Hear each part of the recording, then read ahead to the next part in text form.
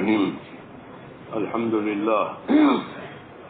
لله نحمده ونستعينه ونستغفره ونؤمن به ونتوكل عليه ونعوذ بالله من شرور أنفسنا ومن سيئات أعمالنا.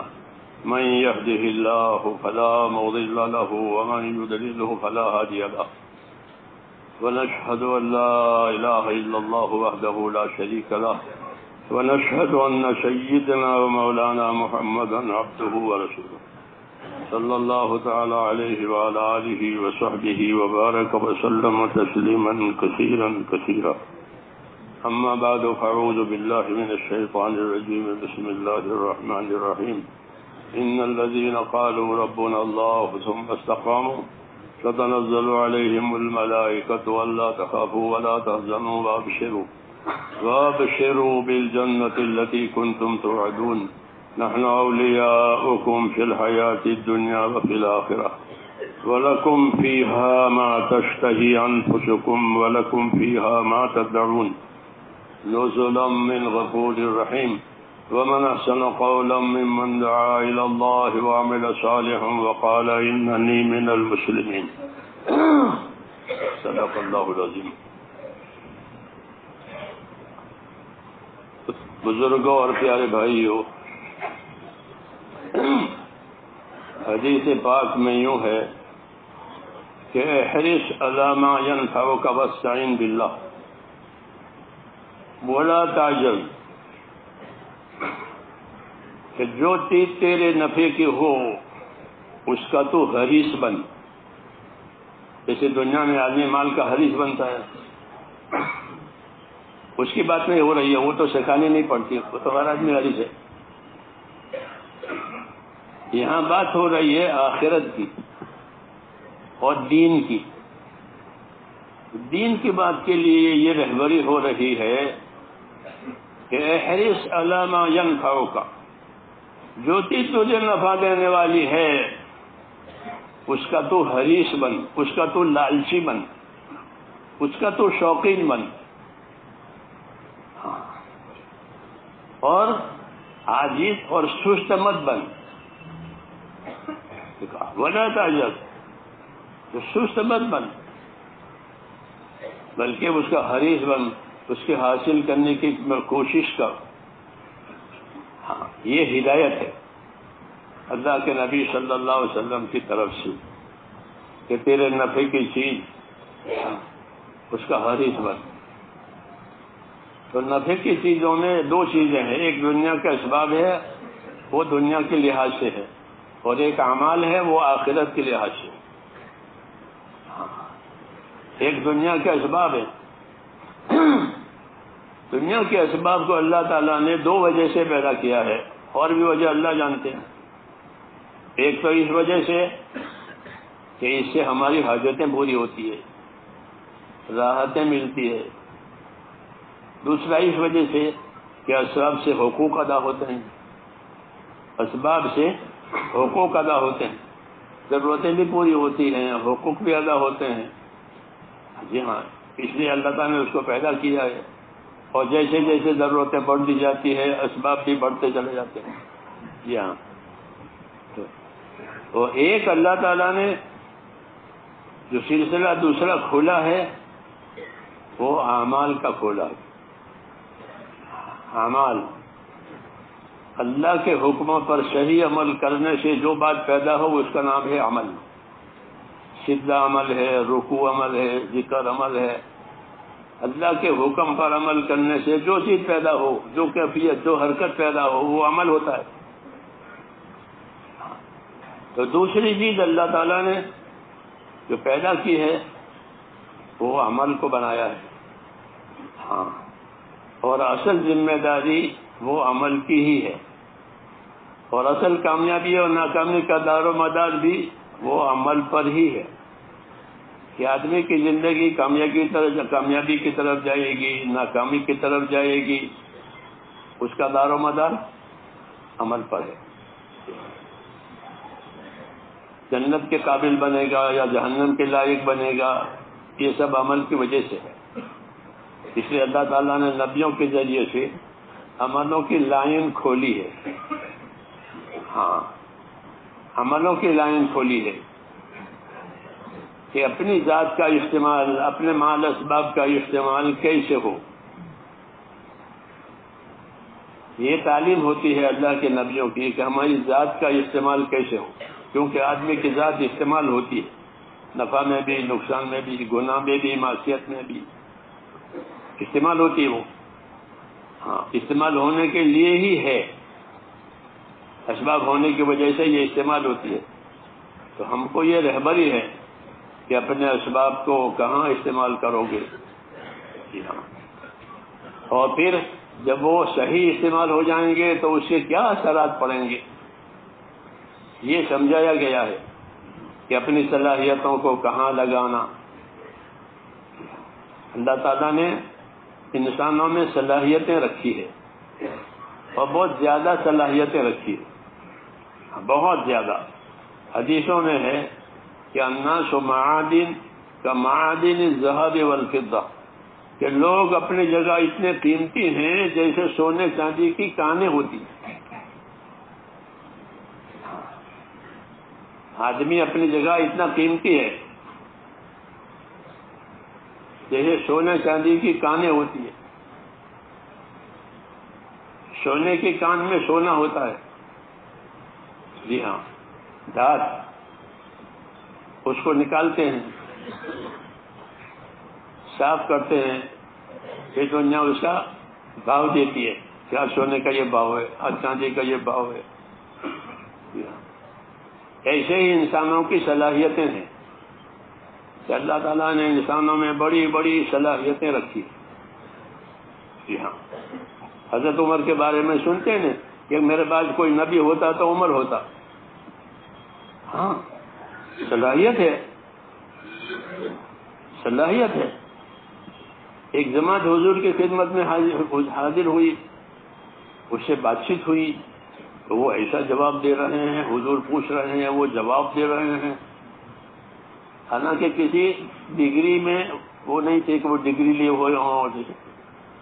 قدرتی تو حضور خوش ہو کر فرمان لگے فقہا ادبا کادو ان یکونوا انبیاء. تو اتنے سمجھدار ہیں، اتنے سمجھدار ہیں، اتنے باادب ہیں کہ ایسا لگتا ہے کہ نبی بن جاتے. فقہا ادبا کادو ان یکونوا انبیاء،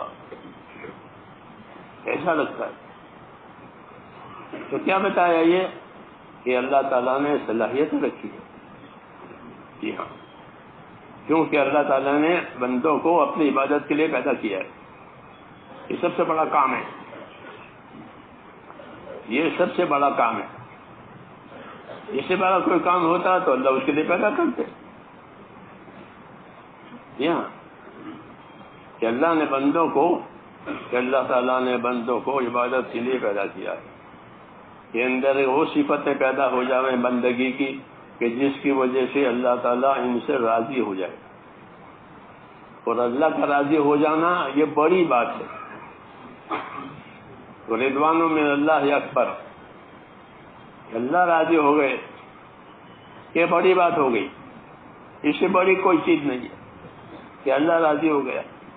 اور اللہ ناراض ہو گیا کہ اس سے زیادہ خطرناک کوئی چیز نہیں ہے کہ اللہ ناراض ہے. عیسیٰ علیہ السلام سے کسی نے پوچھا کہ سب سے زیادہ خطرے کی بات، سب سے زیادہ ڈرنے کی بات کیا ہے؟ فرمایا اللہ کا ناراض ہونا. یہ سب سے زیادہ ڈرنے کی بات، سب سے زیادہ خطرے کی بات کہ اللہ ناراض ہے. تو آدمی ان دونوں باتوں کا ذمہ دار ہے کہ یا تو اللہ تعالیٰ کو راضی کرے گا یا اللہ کو ناراض کرے گا. کسی ایک لائن پر جائے گا. اس لیے دنیا کی زندگی میں اپنی صلاحیتوں کی حفاظت کرنے کا حکم ہے کہ اپنی صلاحیتوں کی حفاظت کرو. جو صلاحیتیں، جو خوبیاں اللہ تعالیٰ نے دی ہیں ان کی حفاظت کرو. حضرت عمر رضی اللہ تعالیٰ عنہ اللہ کے راستے میں جانے والوں سے خاص طور سے یہ فرماتے تھے کہ تم لوگ خیر کے کاموں کے عادی بنو. ٹھیک ہے کہ تم لوگ خیر کے کاموں کے عادی بنو. آدمی خیر کے کاموں کا عادی بن جائے گا تو خیر اس کے لیے آسان ہو جائے گی عادی بننے کی وجہ سے. اور عادی اس وقت بنے گا جب اس کو بار بار کرے گا.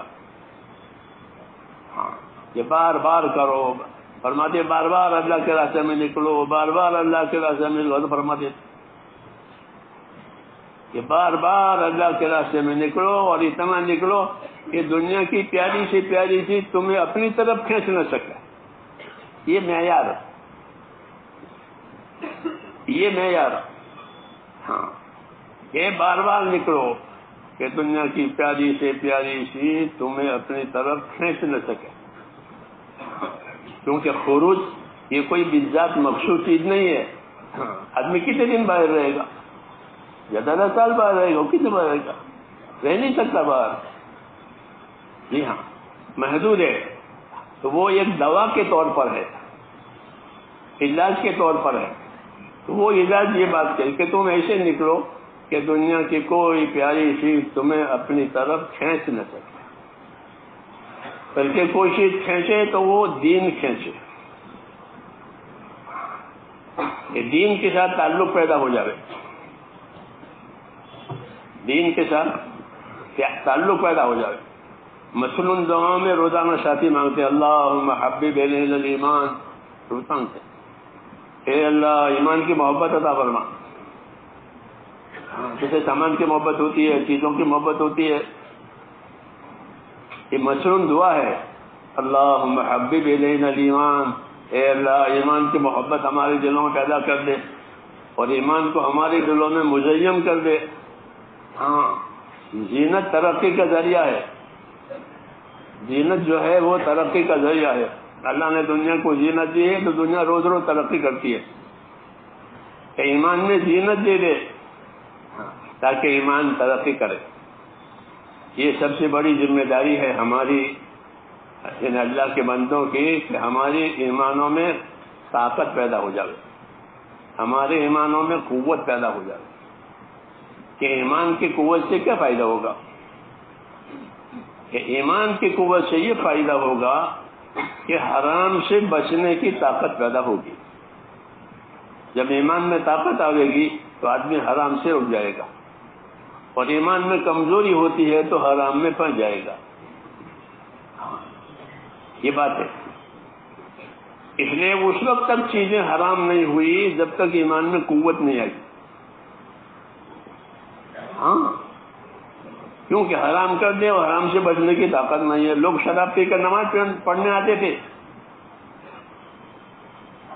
جی ہاں، کیوں کہ شراب حرام نہیں ہوئی تھی، پیتے تھے. تو کہا بھائی پی کر کے مت آؤ. یہ ہوگا لا تقربوا الصلاۃ وانتم سکارا. تم پر نشے کی کیفیت ہو تو نماز میں نہ آؤ. نماز کیسے پڑھو گے؟ یہ نہیں کہا شراب مت پیو، بلکہ کہا شراب پیو تو نماز میں وہی مت آؤ. کیوں کہ ابھی بچنے کی طاقت نہیں پیدا ہوئی ہے. حکم آئے گا اور نہیں بچیں گے تو حکم توڑیں گے. یہاں ابھی تو حکم چھوٹ رہا ہے، اس بعد حکم توڑا بھی جائے گا. قانون کو توڑنا بہت سخت جرم ہے. کوئی چیز قانون بنے اسے توڑے تو وہ سخت ہے. اس لیے نہیں جا کر پی کر مت آؤ. کیوں کہ ابھی حرام سے بچنے کی طاقت پیدا نہیں ہوئی. ایسے ہی میرے دوستو یہی بات ہے کہ اللہ تعالیٰ نے ہم کو دین بھی دیا ہے اور دین کے تعلق سے کچھ کام دیے ہیں محنت کے، کہ اس محنت کا اثر یہ ہوگا کہ دین میں طاقت آئے گی. اور دین میں طاقت آئے گی تو دو چیزیں بڑی ہیں. ایک اللہ کے فرائض کا ادا ہونا اور ایک اللہ کے حرام سے بچنا. یہ دو چیزیں بڑی ہیں.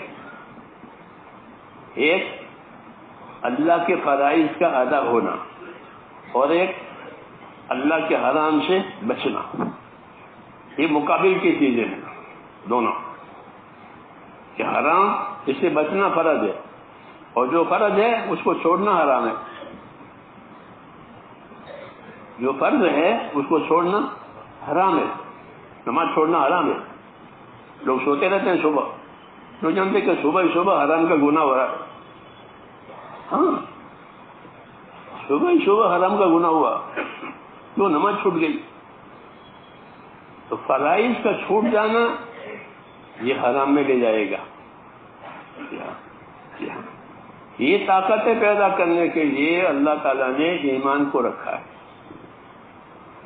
اس کو ایمان کو، ایمان میں جب قوت آئے گی تو پھر حرام سے بچے گا اور اللہ کے فرائض کو ادا کرے گا.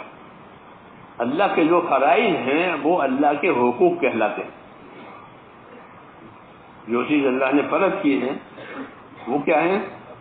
وہ اللہ کے حقوق ہیں. کہ نماز اللہ کا حق ہے، کہ نماز کسی اور کے لیے نہیں پڑھی جائے گی، اللہ کے لیے پڑھی جائے گی. کسی اور کے لیے پڑھنا شرک ہے. ایسے ہی زکوٰۃ، ایسے ہی حج، جو فرائض ہیں وہ سارے کے سارے فرائض وہ اللہ کے حقوق کہلاتے. اس لیے اپنے اندر ایسی طاقت پیدا کرنا کہ جس کی وجہ سے فرائض ادا ہو جاوے.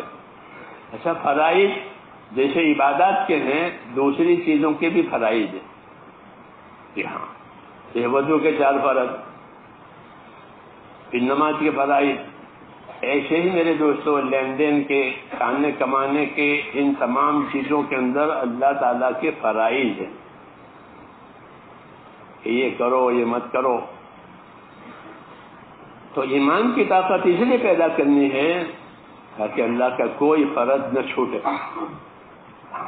کیونکہ وہ اللہ کا حق ہے. اور جو فرض چھوٹ گئے ہیں ان کو ادا کریں.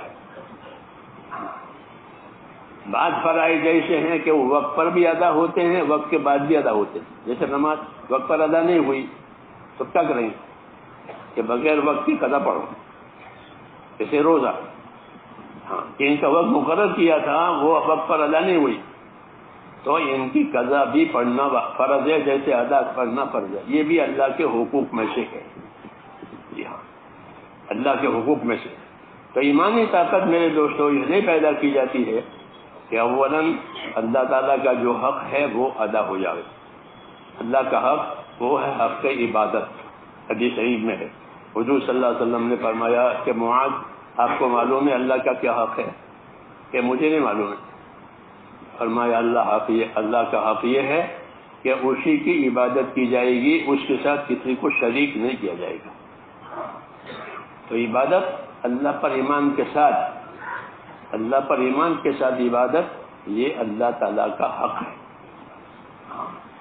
اور بڑا حق ہے، بڑا حق ہے. بڑا حق ہے اس لیے کہ اسی کے لیے پیدا کیا ہے، اسی کے لیے پیدا کیا ہے. اگر اور کوئی بڑی چیز ہوتی تو اس کے لیے پیدا کرتے. اس لیے زندگی اللہ تعالیٰ کی عبادت والی بنانی یہ سب سے بڑا کام ہے. یہ سب سے بڑا کام کہ زندگی اللہ تعالیٰ کی عبادت والی بنے، بلکہ عبادت سے محبت ہو جائے. کیا ہو جائے؟ عبادت سے محبت ہو جائے، عبادت سے تعلق ہو جائے. جیسے حضور فرماتے میری آنکھوں کی ٹھنڈک نماز میں ہے. آنکھوں کی ٹھنڈک محبت کی علامت ہے. بچوں کو دیکھ کر آنکھیں ٹھنڈی ہو جاتی ہے. جی ہاں، ہوتا ہی نہیں ہوتا، محبت کی بات ہے. تو یہ بھی ہے کہ اللہ تعالیٰ نے جو کام ہم کو دیا ہے اس کی تاثیرات میں سے یہ ہے کہ اللہ کی عبادت سے محبت ہو جاتی ہے. ہاں، اس اعتبار سے اپنے آپ کو دیکھنا چاہیے کہ ہمارے اندر عبادت کی عظمت، عبادت کی محبت کتنی پیدا ہوئی. یا ابھی بوجھ ہے، ہوتا ہے نہیں بوجھ. تو یہ دیکھنا ہے کہ عبادت کی محبت پیدا ہوئی یا عبادت ابھی بوجھ بن رہی ہے. ہاں، اس لیے میرے دوستو اگر عبادت بوجھ بن رہی ہے تو بوجھ ہونا اس کا صحیح ہے. کیوں صحیح ہے؟ کہ عبادت حق ہے، سچی چیز ہے. جو چیز حق ہوتی ہے، سچی چیز ہوتی ہے، وہ بوجھ ہوتی ہے. جو باطل ہوتی ہے اس کا بوجھ نہیں ہوتا. جو چیز باطل ہو بوگس ہو اس کا کوئی بوجھ نہیں ہوتا, وہ ہلکی ہوتی ہے. باطل ہلکا ہوتا ہے. صحابہ کے مواعظ میں لکھا ہوا ہے کہ باطل ہلکا ہوتا ہے اور حق بھاری ہوتا ہے, بھاری ہوتا ہے نفس پر. تو اس کا بھاری ہونا یہ اسے حق ہونے کی علامت ہے. کہ فجر کی نماز بھاری ہے, عشاء کی نماز بھاری ہے, منافقوں پر ہے نا حدیث میں کہ منافقوں پر فجر اور عشاء بھاری ہے. کیوں؟ ان میں ایمان نہیں ہے اور یہ آرام کا وقت ہے, کھانے پینے کا وقت ہے عشاء اور فجر. جی ہاں, تو وہ ان پر بھاری ہے ایمان نہ ہونے کی وجہ سے. اور جیسے یہ بھاری ہیں تو فجر کا اور عشاء کا ثواب باقی نمازوں سے زیادہ ہے. کہ عشاء کی نماز جماعت سے پڑھی, پھر فجر کی نماز جماعت سے پڑھی تو کیا ملے گا؟ بولو, کہ پوری رات عبادت میں کھڑا ہونے کا ثواب ملے گا. یہ بتایا گیا ہے کہ عشاء پڑھی پھر فجر پڑھی جماعت سے تو گویا پوری رات قیام کیا ہے عبادت میں. ہاں, یہ بھاری ہے. تو جو چیز جتنی اپنے اندر حقانیت رکھتی ہے اتنی وہ چیز بھاری ہوتی ہے آدمی کے نفس پر. کہ نفس اسے بھاگتا ہے, جان بچاتا ہے. اس لیے محنت دی گئی, مجاہدہ دیا گیا, دعوت دی گئی تاکہ جو چیز نفع دینے والی ہو اس کا حرص کرو. حدیث میں کہ احرص علی ما ینفعک واستعن باللہ, کہ جو چیز تیرے نفع کی ہے تو اس کا حریص بن, تو اس کا لالچی بن, تو اس کا شوقین بن. اور کوئی رکاوٹ آئے تو اللہ سے مدد مانگ تاکہ تیرے نفع کی چیز تو اس کو مل جائے.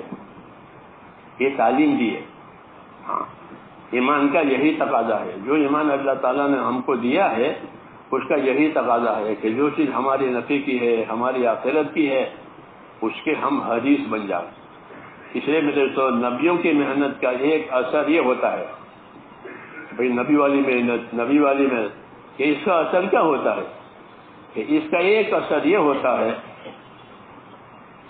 کہ دنیا کی طرف سے رغبتیں کم ہو جاتی ہے. کیا ہو جاتی ہے؟ کہ دنیا کی طرف سے رغبتیں کم ہو جاتی ہیں.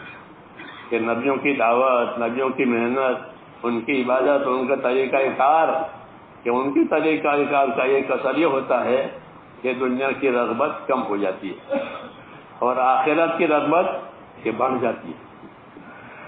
یہ ہوتا ہے کہ اس کام کے کیا اثرات ہیں؟ کہ اس کام کے اثرات یہ ہیں کہ دنیا کی رغبت کم ہوگی, آخرت کی رغبت یہ بڑھ جائے گی.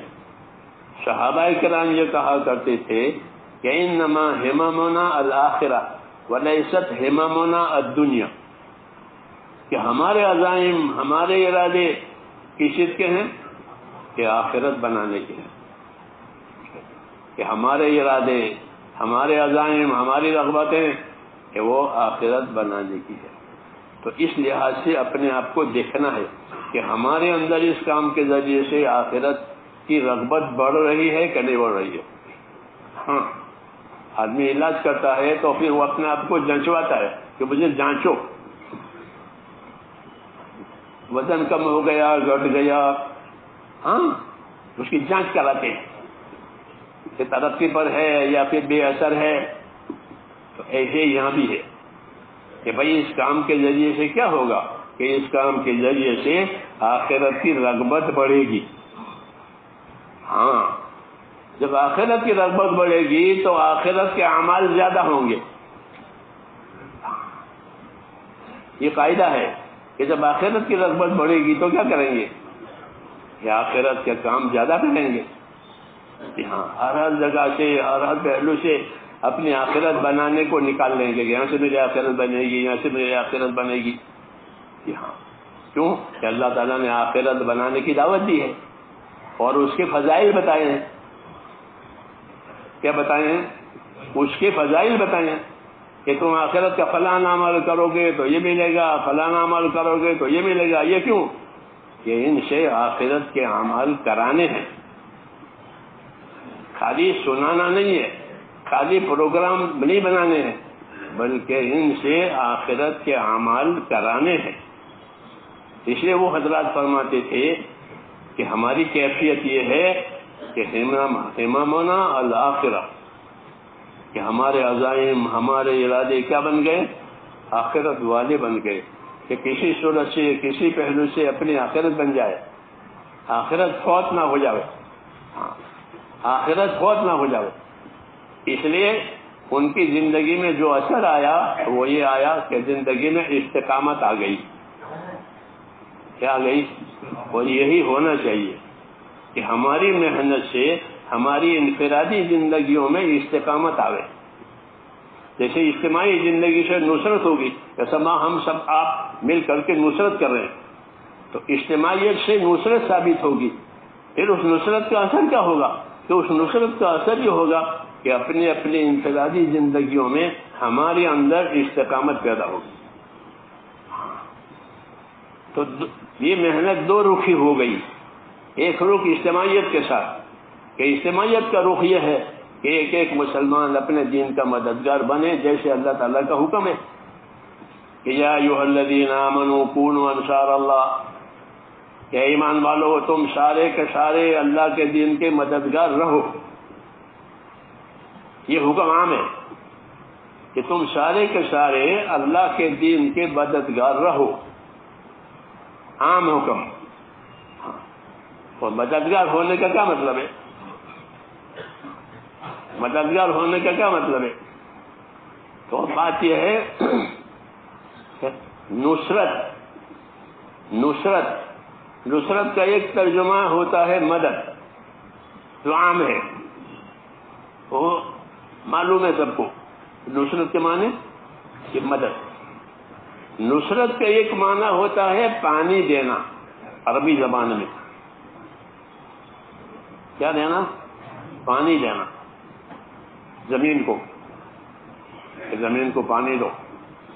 ظاہر بات ہے کہ جب زمین کو پانی ملے گا تو زمین میں جو صلاحیت ہے وہ ظاہر ہوگی. زعفران کی زمین زعفران اگائے گی، ادرک کی زمین ادرک اگائے گی. ہاں، باغ کی زمین میں باغ ہوگا، اناج کی زمین میں اناج ہوگا، کیونکہ پانی کو اللہ نے ایسا بنایا ہے کہ اس سے ہر چیز کو حیات ملتی ہے. یہ قرآن پاک میں ہے کہ وجعلنا من الماء کل شیء حی، کہ ہم نے پانی سے ہر چیز کو حیات دی ہے. تو پانی سے ہر چیز کو حیات ملتی ہے. ایسے ہی یہ نصرت ہے کہ نصرت کے معنی پانی دینا. تو جب نصرت کی جائے گی میرے دوستو، تب دین کا ہر جز زندہ ہو جائے گا. یہ مطلب ہے کہ اپنے دین کے مددگار بنو، اپنے دین کو پانی پہنچاؤ، تاکہ دین کا ہر عمل کہ وہ زندہ ہو جائے. کیونکہ ہمارا دین صرف عبادت پر موقوف نہیں ہے کہ بھائی عبادت ہو گئی، جیسے دوسرے مذہبوں میں کہ وہ اتوار کو اپنے ہفتے کے دن کو جاتے ہیں پھر ختم ہو گئی. تو ہمارا ایسا نہیں ہے. ہمارے ہاتھوں سر سے لے کر کے پاؤں تک اور جینے سے لے کر مرنے تک بہت ذمہ داریاں ہیں. جی ہاں، بہت ذمہ داریاں ہیں. ان ذمہ داریوں کی پورا کرنے کا نام دین ہے. ان ذمہ داریوں کے پورا ہونے کا نام کہ دین ہے. جو جو ذمہ داریاں اللہ تعالیٰ نے ڈالی ہے، انفرادی ہے، اجتماعی ہے، تو اس کا سیکھنا، اس کا سکھانا، اس کا زندگیوں میں لانا اور اس کی دعوت دینا، ہاں، اس کے لیے راستہ بنانا، ماحول بنانا، یہ بھی ہمارا کام ہے. تو اس کے لیے راستہ بناؤ تاکہ لوگ آسانی سے چلیں. صحابہ کا ایک طبقہ وہ تھا پہلا کہ جنہوں نے کام کیا، تو ان کے کام کرنے کی وجہ سے بعد میں آنے والے طبقے کے لیے راستہ بن گیا اور وہ آسانی سے اوپر چل دیتے. اس لیے اللہ تعالیٰ نے ان کے درمیان میں فرق مراتب کیا ہے کہ جو لوگ پہلے ہیں ان کا درجہ اونچا ہے، جو ان کے بعد والے ہیں وہ بھی صحابی ہیں لیکن وہ ان کی برابر نہیں ہے. ان میں دونوں میں فرق ہوگا، کیونکہ انہوں نے راستہ بنایا۔ ہمارے ذمے بھی یہ دونوں باتیں ہیں کہ ہم راستہ بھی بنائیں گے اور خود بھی چلیں گے، اور راستہ بھی بنائیں گے دوسروں کے لیے، اور خود بھی چلیں گے۔ اس لیے میرے دوستو، یہ قاعدے کی بات ہے کہ جتنی اجتماعیتیں ہوتی ہیں وہ اجتماعیتیں افراد کو بنانے کے لیے ہوتی ہے۔ ایک کلاس بنا کر تعلیم دی جاتی ہے، جی ہاں، اکیلے کو نہیں بلکہ ایک کلاس بنا، 10-20 ایک جماعت بنائی، ایک کلاس بنائی اور ان کو تعلیم دی، جماعت بنا کر، مجمع بنا کر تعلیم دینا تاکہ سب پر اثر پڑے، جی ہاں، اور ایک محنت سب کو پانی دے۔ یہی ہے حال ہماری اجتماعیت کا ہے کہ ہم اجتماعی طور پر مل جل کر محنت کریں گے تاکہ ہر ایک کی زندگی میں اس کا اثر جاوے، ہر ایک کی زندگی میں محنت کی وجہ سے۔ اس لیے محنت کے بعد یہ دیکھنا ہے کہ اپنی اپنی زندگیوں میں کیا اثر ہوا، نہیں تو ہم اپنے آپ کو بھول جائیں گے، اپنے آپ کو بھول کر کے کام کر رہے ہیں۔ بلکہ اجتماعی محنت جس طرح ہے، اس طرح یہ بھی دیکھنا ہے کہ ہماری اجتماعی محنتوں سے ہمارے اندر کیا پیدا ہوا۔ جیسے کمپنی بنا کر تجارت کرتے ہیں تو ہر کمپنی کا ممبر مالدار بن جاتا ہے یا غریب بن جاتا ہے؟ مالدار بنے گا، کمپنی اس لیے بنائی تھی۔ ایک کمپنی بنا کر کاروبار کرو کہ کمپنی کا ہر ممبر مالدار ہو جائے گا۔ ہمارا بھی یہ نقشہ ہے کہ جماعت کے ساتھ، اجتماعیت کے ساتھ محنت کرو کہ ہمارا ہر آدمی دیندار بن جائے۔ ہاں، اس لیے اجتماعی محنتوں کے ساتھ ساتھ اپنی انفرادیت کو بھی دیکھنی ہے۔ جیسے وہ کمپنی میں دیکھتے ہیں کہ مجھے اپنی ذاتی زندگی میں اس کاروبار سے کیا نفع ہوا، اگر نفع نہیں ہوتا تو وہ ہٹ جاتا ہے کہ بھائی اس میں میرا کوئی فائدہ نہیں، میں نہیں کرتا ہوں۔ ہاں، ایسے یہاں بھی ہے کہ ہماری اجتماعی محنت سے میری اپنی زندگی میں کیا پیدا ہوا، ہاں، یہ دیکھنا پڑے گا، نہیں تو ہم اپنے آپ کو بھولے ہوئے ہیں، ماحول ہم کو چلا رہا ہے۔ یہ ہوگا کہ ماحول ہم کو چلا رہا ہے اور ہم اپنے آپ کو بھولے ہوئے ہیں، تو یہ بات صحیح نہیں ہے۔ بلکہ جتنی اجتماعیتیں ہوتی ہیں وہ انفرادیت کو سنبھالنے کے لیے ہوتی ہے۔ اپنی انفرادی زندگی میں دیکھیں کہ ہمارے اندر ایمان میں کتنی قوت آئی، جی ہاں، اور ایمان کی قوت کی علامت اللہ کا ڈر ہے۔ ایمان کی قوت کی علامت کیا ہے؟ کہ اللہ کا ڈر پیدا ہوا۔ یہ بڑی بات ہے کہ اللہ کا ڈر پیدا ہو گیا۔ حضور صلی اللہ علیہ وسلم فرماتے تھے، انی لاخشاکم للہ واتقاکم، میں تم میں سب سے زیادہ اپنے اللہ سے ڈرنے والا ہوں۔ یہ بڑی بات ہے کہ میں تم میں سب سے زیادہ اپنے اللہ سے ڈرنے والا ہوں، اور میں تم میں سب سے زیادہ اپنے اللہ کی ناراضگی سے بچنے والا ہوں۔ انی لاخشاکم واتقاکم للہ، یہ تعارف کرایا ہے، تعریف نہیں کی ہے۔ کیا کرایا؟ تعارف کرا کر کے رہبری کی ہے کہ ہر آدمی اپنی زندگی میں یہ دیکھے کہ اس کے اندر اللہ تعالیٰ کا ڈر کتنا پیدا ہوا۔ یہ ڈر ایسی چیز ہے جو ہر برائی سے بچائے گی۔ اللہ کا ڈر ہر برائی سے بچاوے، ہر خیر کی طرف لے جاوے۔ یہ ڈر میں یہ خاصیت ہے، اس لیے ڈر مانگا۔ حضور صلی اللہ علیہ وسلم کی دعاؤں میں ہے کہ یا اللہ مجھ کو اپنا ڈر عطا فرما۔ یہ سب چیزیں میرے دوستوں جاننے کی ہے، صرف خروج کو دین نہ سمجھو کہ نکل گئے آ گئے، کہ یہ تو طریقہ یہ کار ہے۔ یہ کیا ہے کہ یہ تو طریقہ یہ کار ہے، تو طریقہ یہ کار تو اپنانا پڑے گا۔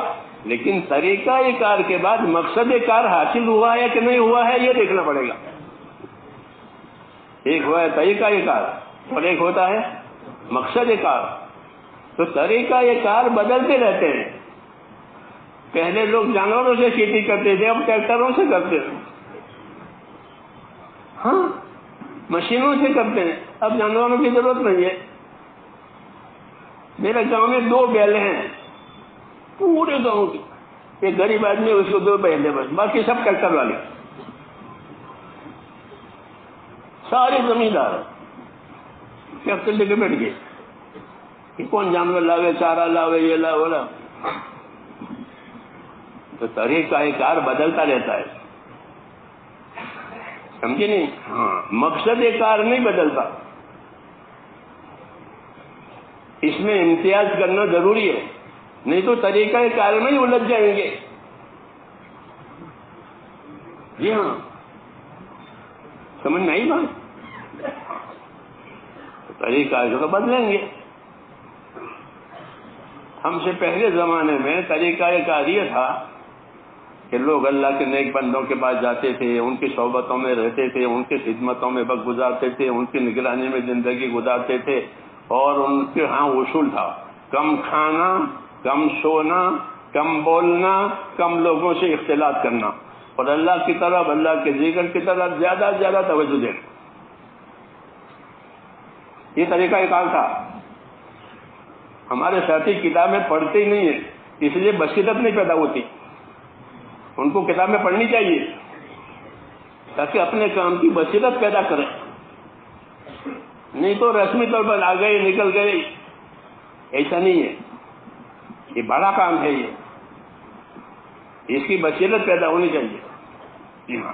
تو وہ اس طرح تربیت کرتے تھے کہ کم کھانا، کم بولنا، کم سونا، کم لوگوں سے ملنا، اور زیادہ سے زیادہ ذکر میں، عبادت میں اپنے آپ کو منہمک کرنا. یہاں تک کہ نفس کے اندر ایک اطمینان آ جاؤ. اطمینان کا مطلب یہ کہ خواہشات کی طرف سے نفس کا رجحان ہٹ کر کے حکم کی طرف آ جاؤ. اطمینان. اللہم انی اسألک نفسا بک مطمئنہ. جی ہاں اطمینان والا نفس ہو جاؤ. یہ محنت کراتے. یہ بھی ایک طریقہ کار تھا، یہ بھی ایک طریقہ کار ہے. جی ہاں اس کا بھی بڑا اثر ہے، اس کا بڑا اثر ہے اس کام کا. جی ہاں اور بہت وزنی اثر ہے. مولانا اجازت صاحب فرماتے تھے کہ میں اس کام کو کار نبوت سمجھتا ہوں.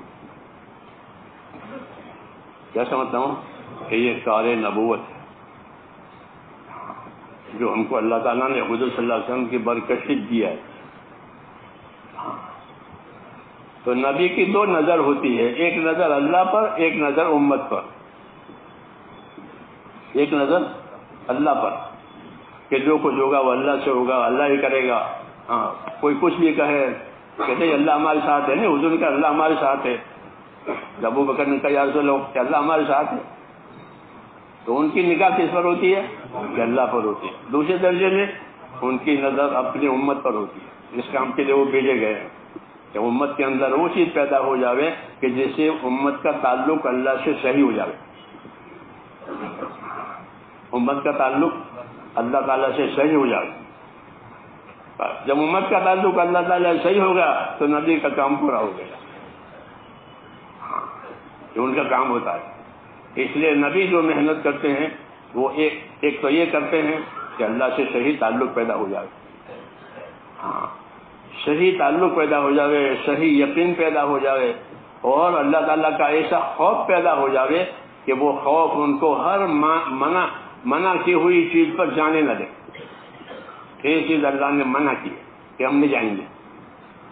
ہاں ایمان میں طاقت آئی کہ جتنی منع کی ہوئی چیزیں اب اس میں نہیں جائیں گے، اور جتنی چیزیں اللہ تعالیٰ نے لازم کی ہے کہ وہ فوت نہیں ہوگی، وہ فوت نہیں ہوگی، وہ ادا ہوگی.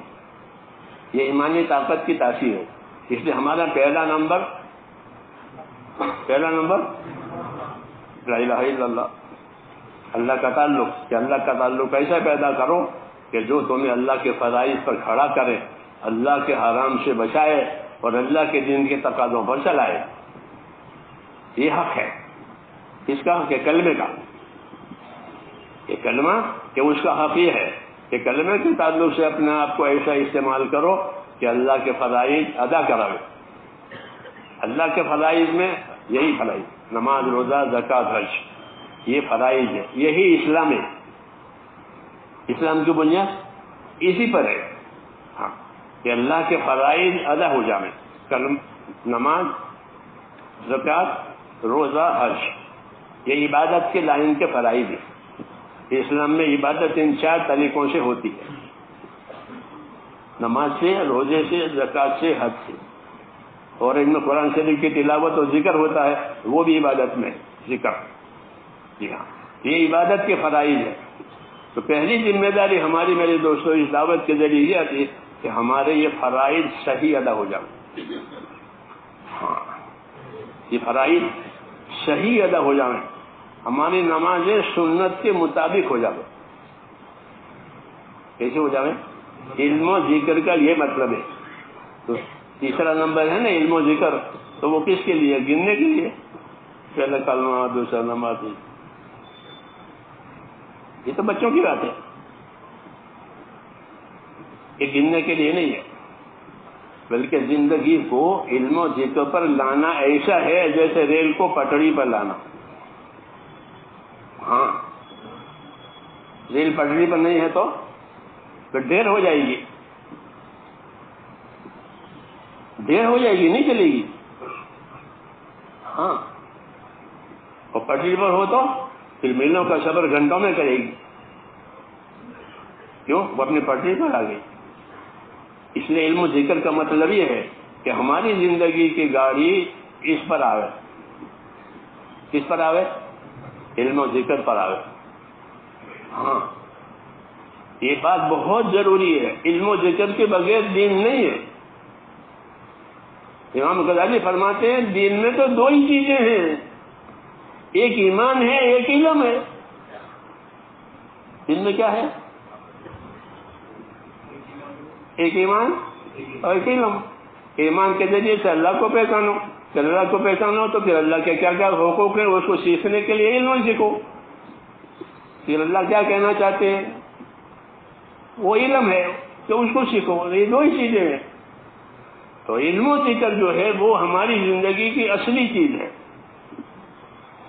کہ اللہ کا حق پہچاننے کے لیے بھی علم ہے، آپس کے حقوق پہچاننے کے لیے بھی علم ہے. کہ آپس کے کیا حقوق ہے، کہ اللہ کا کیا حق ہے. کہ اللہ کا حق یہ ہے کہ اخلاص کے ساتھ اس کی عبادت کی جائے گی. یہ اللہ کا حق ہے. حضرت معاذ بن جبل نے فرمایا کہ اللہ کا حق یہ ہے کہ اخلاص کے ساتھ اس کی عبادت کی جائے گی. یہ اللہ تعالیٰ کا حق ہے. ہاں، اخلاص نہیں ہے تو کہ وہ عبادت کا حق ادا نہیں ہوا. اخلاص کے ساتھ اللہ کی عبادت یہ اللہ تعالیٰ کا حق ہے. پھر اللہ تعالیٰ کی مخلوق کا حق ہے. مخلوق کا کیا حق ہے؟ کہ مخلوق میں کیسے رہنا ہے. اللہ کے ساتھ تو اخلاص کے ساتھ رہنا ہے، ایمان کے ساتھ رہنا ہے. مخلوق کے ساتھ کیسے رہنا ہے؟ مخلوق کے ساتھ کیسے رہنا ہے؟ کہ مخلوق کے ساتھ انصاف کے ساتھ رہنا. کس کے ساتھ؟ مخلوق کے ساتھ انصاف سے رہو. قرآن میں بار بار ہے یہ کونوا قائمین بالقسط، کونوا قائمین بالقسط. بار بار ہے انصاف کے ساتھ رہو، انصاف کے ساتھ رہو، انصاف کے ساتھ رہو. کسی قوم کی دشمنی تمہیں بے انصافی کرنا دے جاوے، وہ دشمن ہے مگر تم اس کے ساتھ بھی انصاف کرو. یوں کہا کہ کسی قوم کی دشمنی تمہیں بے انصافی بنا لے جاوے. کیوں؟ کہ مخلوق کے حقوق ادا کرنے کے لیے انصاف شرط ہے. اور انصاف کا مطلب یہ ہے کہ جو چیز اپنے لیے پسند کرو گے وہی دوسروں کے لیے پسند کرو گے، اور جو چیز اپنے لیے نہیں پسند کرو گے وہ دوسروں کے لیے بھی نہیں پسند کرو گے. یہ کیفیت پیدا ہو گئی تو فانت مسلم، حدیث شریف میں ہے کہ پھر تو مسلم ہو گیا. کیا ہو گیا؟ کہ تو مسلم ہو گیا، کہ جو اپنے نہیں پسند کرتا ہے وہ دوسرے کی پسند ہے، جو اپنے نہیں پسند کرتا دوسرے کو پسند، پھر تو مسلم ہے۔ اسلام کا معیار یہ بتایا۔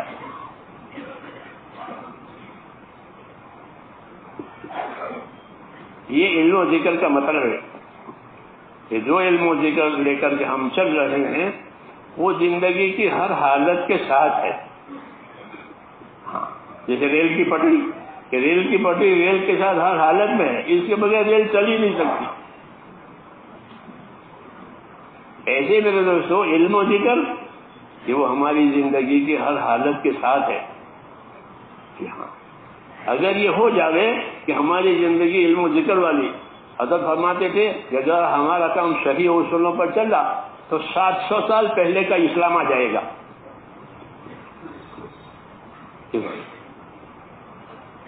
700 سال پہلے جو مسلمانوں کی زندگی تھی وہ آ جائے گی۔ ایسی بڑی بڑی امیدیں دلاتے تھے۔ بچے پھسلانے کی بات نہیں ہے۔ مولانا الیاس صاحب کے بارے میں یہ بات کہی ہے، جو بات وہ کہتے تھے وہ بالکل ایسی ہوتی تھی جیسے نبی کی ہوتی، بس نبی نہیں تھے بس۔ ہاں ایسا ان کے منہ سے کوئی بات نہیں تھی۔ یہ میں نے ان پرانوں ساتھیوں سے کہ جو بات کہتے تھے وہ بالکل 2 4 کی طرح پکی۔ جی ہاں، ایسی پکی بات کہتے تھے۔ جی ہاں، تو یہ فرماتے تھے کہ اگر یہ کام صحیح رخ پر چلا تو 700 سال پہلے کا اسلام آئے گا۔ 700 سال پہلے مسلمانوں کی جو زندگی تھی، ایمان والی، اعمال والی، اخلاق والی، اخلاص والی، وہ زندگی آئی۔ اتنی طاقت اس کام میں ہے۔ طاقت بتانی ہے، جیسے زمینوں میں طاقت ہے نا، ادرک اگاتی ہے، زعفران اگاتی ہے، ایسی طاقت ہے۔ ایسے ہی کہتے ہیں اس محنت میں یہ طاقت ہے۔ ہاں، اس لیے میرے دوستو اس کو اس بات سے بچانا ہے کہ یہ رواج نہ بنے۔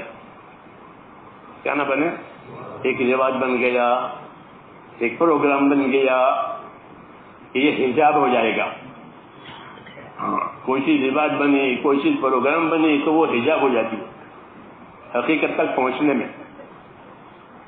ہاں ہاں، یہی بات ہے کہ وہ حجاب بن گئی کہ یہ کر لیا، ہو گیا۔ ایسا نہیں ہے، بلکہ اپنے کام کو، دین کے اس کام کو ایک تو علم و ذکر کی روشنی میں کرنا ہے۔ کیا کرنا ہے کہ اس کے بارے میں کیا علم دیا گیا ہے، اور جو علم دیا گیا اس کے عمل کرنے کا کیا طریقہ دیا گیا ہے۔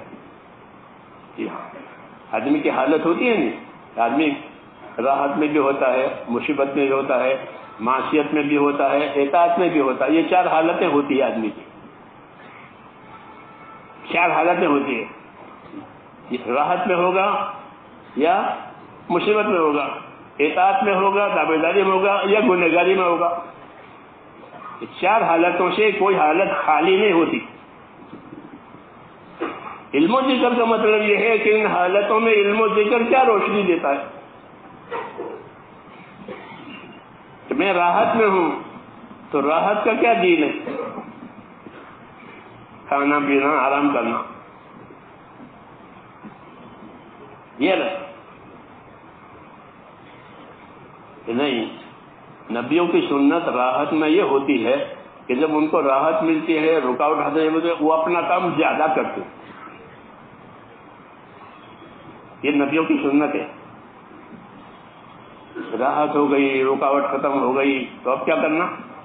اپنا کام زیادہ کرنا، کہ اب تو راحت ہے۔ حضور صلی اللہ علیہ وسلم مکہ فتح ہونے کے بعد عبادت بہت کرتے تھے۔ یہ جو پاؤں پر ورم آنے والی باتیں نا، وہ اس وقت ہے کہ مکہ فتح ہو گیا، دشمنیاں ختم ہو گئی، رکاوٹیں ختم ہو گئی، لوگوں کا رجوع ہو گیا، تو کیا کرنا چاہیے؟ ہمیں بھی یہ سبق ہے۔ لوگ رجوع کر رہے ہیں تو بولو تو اپنی عبادت بڑھاؤ، یہ دعوت ہے۔ اگر ہماری عبادت بڑھتی ہے لوگوں کے رجوع ہونے کی وجہ تو ہم سنت پر ہیں، نہیں تو رواج پر ہیں۔ بڑے بڑے جلسے کرو، بڑے بڑے اجتماع کرو. نہیں، سنت پیغمبر یہ ہے کہ جب اللہ کے بندوں کا رجوع ہو تو رجوع کرانے والوں کا اللہ کی طرف رجوع زیادہ ہو. یہ سنت ہے. ہمارا کام سنت پر ہی چلے گا. کس پر چلے گا؟ ہاں، کہ سنت کی نوعیت ایسی ہے جیسے نوح علیہ السلام کی کشتی. یہ علماء نے لکھا ہے. کشتی میں سوار ہو گیا تو بچ گیا، تو کشتی میں نہیں سوار ہوا تو ڈوب گیا. تو جو چیز سنتوں میں آئی، جو زندگی سنت پر آ گئی کہ وہ بچ گئی، گمراہی سے، ہلاکت سے، فتنے سے اس کا بچاؤ ہو گیا. یہی راستہ ہے اور کوئی راستہ نہیں ہے بچنے کا. سمجھے نہیں؟ ہاں، جیسے اللہ ایک ہے اسی کی عبادت کی جائے گی. رسول ہمارا ایک ہی ہے، باقیوں پر ہمارا ایمان ہے. اتباع ان کا ہے، اتباع ان کا. ہم ان کا اتباع کریں گے، ایمان سب پر لائیں گے، اتباع ان کا کریں گے. تو ان کے اتباع میں نجات ہے. یہ کرنے کا مطلب ہوا. اس لیے زندگیوں کو اس محنت کی اثرات سے و برکات سے اپنی زندگیوں کو اتباع پر لانا ہے. کیا کرنا ہے؟ اتباع پر لانا ہے کہ ہماری زندگیوں میں اتباع ہے. اتباع کے بغیر دین نہیں ہے، یاد رکھو. اتباع کے بغیر دین نہیں ہے. اتباع دو چیزوں کا ہوتا ہے، یا اتباع ہوا کا یا اتباع ہدا کا. یا اتباع ہوا کا یا اپنی خواہشات کا. یا تو انسان اپنی خواہش کی اتباع کرے گا، یا خواہشات سے بچائے گئے تو حق کی اتباع کرے گا. ہاں، حضور صلی اللہ علیہ وسلم حق اور ہدایت کے ساتھ بھیجے گئے ہیں. کس کے ساتھ؟ هو الذی ارسل رسولہ بالہدی ودین الحق. کہ اللہ وہ پروردگار ہے جس نے اپنے رسول کو بھیجا ہے. کس کے ساتھ؟ کہ بالہدی ودین الحق. ہدا و دین الحق کا مطلب یہ ہے کہ صحیح عقائد کی تعلیم دینے کے لیے اور صحیح اعمال کی تعلیم دینے کے لیے بھیجا ہے. یہ مطلب ہے اس کا. هو الذی ارسل رسولہ بالہدی ودین الحق.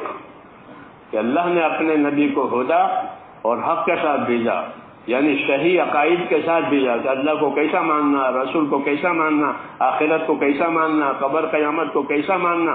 یہ عقائد کہلاتے ہیں جو غیب میں ہے، ہمارے سامنے نہیں ہے. ان کو کیسے ماننا، وہ عقائد کہلاتے ہیں. اور پھر ان کو مان کر اپنی جان مان کو کیسے استعمال کرنا، ان کو عمل کہتے ہیں. کیا کہتے ہیں؟ ان کو عمل کہتے ہیں. تو اللہ نے اپنے رسول کو اس لیے بھیجا ہے. تو هو الذی ارسل رسولہ بالہدی ودین الحق. کہ اللہ نے اپنے نبی کو صحیح عقائد کی تعلیم دینے کے لیے، صحیح اعمال کی تعلیم دینے کے لیے بھیجا ہے. اسے نبی کی اتباع کے بغیر یہ دونوں چیزیں حاصل نہیں ہوگی. اس لیے ہر دعوت کا، ہر تعلیم کا یہی مقصد ہے کہ زندگی میں اتباع آ جائے. کیا آ جائے؟ اتباع آ جائے. کہ ہم کو ہمارے نبی نے یہ راستہ دکھایا ہے، ہم کو نبی نے اس راستے سے بچایا ہے. وہ یہی تقاضا علم و ذکر کا ہے. ورنہ علم و ذکر کا کیا استعمال ہے؟ جاتے ہیں آتے ہیں اللہ کے راستے میں. نہیں، جانا آنا علم و ذکر لے کر. ہاں جی ہاں، جانا آنا علم و ذکر لے کر جانا، علم و ذکر لے کے آنا. سب سے پہلا علم جو آسان ہے وہ لینا. وہ کیا کہ فضائل کا علم لو. کون سا علم لو؟ فضائل کا علم لو. یہ آسان ہے. انبیاء کرام پر ایک علم فضائل کا اترتا ہے، ایک علم مسائل کا اترتا ہے. ہر نبی کے ساتھ یہ معاملہ ہے کہ ان پر فضائل کا علم اترے گا کہ اپنی امت کو سمجھاؤ کہ فلاں عمل کرنے پر یہ ثواب ملے گا، فلاں عمل کی یہ برکت ہے، فلاں عمل کی یہ تاثیر ہے، اور یہ عمل چھوڑ دو گے تو یہ عذاب ہے، یہ مصیبت ہے، یہ آفت ہے. اس کو فضائل کہتے ہیں. دعوت کہ دعوت کے لیے فضائل کا لفظ چلتا ہے. کون سا علم چلے گا؟ کسی آدمی کو دعوت دینے کے لیے آپ کس طریقے سے سمجھاؤ گے؟ اس کی فضائل تو بتاؤ گے. جو کام کرانا ہے اس کی فضائل بتاؤ گے کہ بھائی فلانا کام کرو گے تو آپ کو یہ ملے گا اور یہ ملے گا اور یہ ملے گا. جی ہاں، کہ اس سے اس کا ضمیر بیدار ہوگا. یہ تو میرے نفع کی بات ہے. تو فضائل کا علم جو ہے اس لیے نازل ہوا ہے کہ اندر بیداری آوے. کیا آوے؟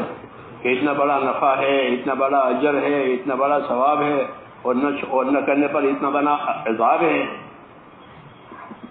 اس سے اندر کا ضمیر بیدار ہوتا ہے. عبداللہ ابن عمر رضی اللہ تعالیٰ عنہ نے ایک حدیث سنی ابو ہریرہ سے. وہ حدیث یہ تھی کہ جو آدمی جنازے کی نماز پڑھے گا کسی مسلمان پر تو اس کو 1 قرات ثواب ملے گا. 1 قرات احد پہاڑ کے برابر ہوتا ہے.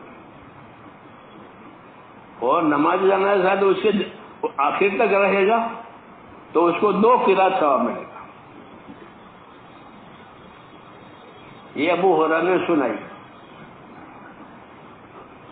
تو عبداللہ ابن عمر رضی اللہ عنہ بڑے آدمی ہیں. بات مطلب ہے کہ عمل تو بہت آسان ہے اور اتنا بڑا ثواب. جیسے آج کل ایسی بہت سی کتابیں ہیں کہ ان میں یہ پڑھو گے تو 40 کروڑ نیکیاں ملے گی. میرے کمرے میں ایک کتاب ہے وہاں جمبوسر میں کچھ پیسہ ہے. ہاں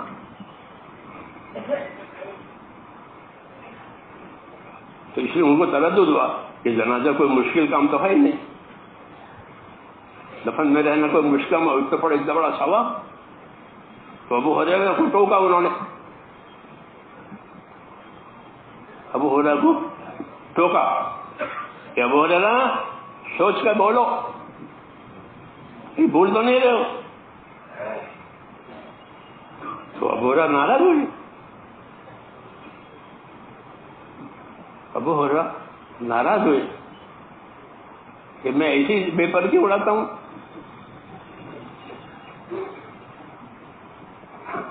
تو ابو ہریرہ حدیثوں کا بہت بڑا حافظ ہے، امت میں ایسا کوئی نہیں ہے.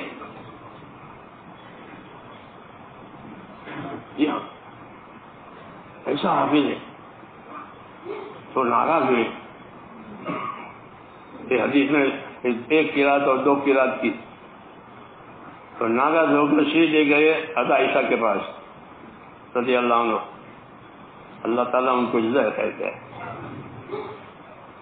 پوچھا ام المومنین وہ جنازے کی قرات والی حدیث کیسی ہے؟ تو عائشہ رضی اللہ عنہ وہی بتائی جو ابو ہریرہ نے بتائی. ابن عمر نے دیکھ لیا. بات یہ تھی کہ کہا ان سے کہ آپ لوگ تو کاروباری ہو، آپ کی تو کاروبار ہے، بیوی بچے ہیں. ابو ہریرہ کا کچھ نہیں ہے. میں تو پڑھا رہتا ہوں تو حضور صلی اللہ علیہ وسلم کے پاس جو وحی آتی تھی اس کو یاد رکھتا تھا، جو کلام ہوتا تھا حدیث کا وہ یاد رکھتا تھا. میرا تو یہی کام تھا. اس لیے میں نے حدیث بیان کی قرات والی. ابن عمر نے اس کا اقرار کیا کہ بات تمہاری صحیح ہے، اور اپنے بارے میں یہ کہا کہ ہم نے بہت سی قراتیں برباد کی ہیں کیونکہ فضیلت معلوم نہیں تھی، اس لیے اہتمام نہیں تھا. اگر فضیلت معلوم ہوتی، جنازے میں شرکت کی اور آخر تک کی، تو ابن عمر کبھی نہیں چھوڑتے اس کو. لیکن چونکہ فضیلت ہی نہیں معلوم تھی اس لیے اس کا اہتمام ہی چھوڑ دیا. تو فرمایا ہم نے تو بہت قراتیں ضائع کی ہیں. یہ بات ہمارے سبق کی ہے کہ ہم کو اگر فضائل نہیں معلوم ہوں گے تو ہم بہت سی نیکیاں کھوئیں گے اس آڑ میں کہ ہم تو ہیں اس کو قناعت کہتے ہیں کہ اپنے ہونے کو قناعت کر لیا کہ ٹھیک ہے ہم تو ہیں جماعت میں. ایسا نہیں ہے. اللہ کے ہاں ذرے کا حساب ہے. جی ہاں ہونا کافی نہیں ہے، کرنا ضروری ہے۔ حضرت فرماتے ہیں کہ ہمارے دین میں ہونا کافی نہیں ہے، کرنا ضروری ہے۔ کہ ہونا تو دنیا کے کاموں میں ہے، ہونا دنیا کے کاموں میں ہے، جی ہاں، تو دین کے کاموں میں، تو دین کے کاموں میں ہونا کافی نہیں ہے، کرنا ضروری ہے۔ سمجھ میں آئی نا بات؟ کہ ہو رہا ہے کہ نہیں ہو رہا ہے کافی نہیں ہے، کر رہے ہو کہ نہیں کر رہے ہو یہ دیکھو۔ جیسے بھائی تمہارا آٹا پیسنے کی چکی ہے کہ کافی ہے، لوگ پسوائیں گے۔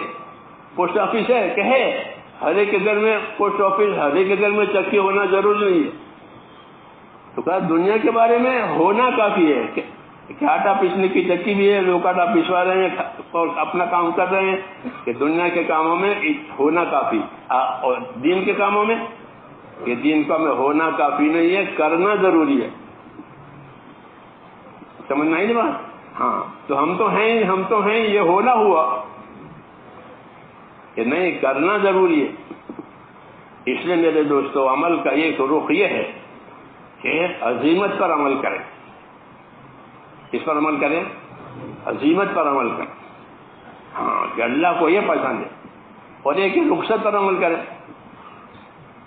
رخصت پر عمل کریں، ہاں، تو رخصت پر عمل کرنے سے ذمہ داری تو پوری ہو جائے گی، لیکن اس کا اجر و انعام ہلکا ہوگا۔ کیا ہوگا؟ ہلکا ہوگا، کہ نہیں اللہ تعالیٰ کی عبادت یہ اس کا حق ہے، تو ہمارے اندر اس کے بارے میں عزیمت آوے، جی ہاں، عزیمت آوے کہ زیادہ سے زیادہ اللہ تعالیٰ کو راضی کرنے کی، کہ اپنے اندر ہمت پیدا کرنا ہے۔ کیونکہ انبیاء کرام کا یہی حوصلہ ہوتا تھا کہ وہ اللہ تعالیٰ کو زیادہ سے زیادہ راضی کرنے کی فکر میں رہتے تھے۔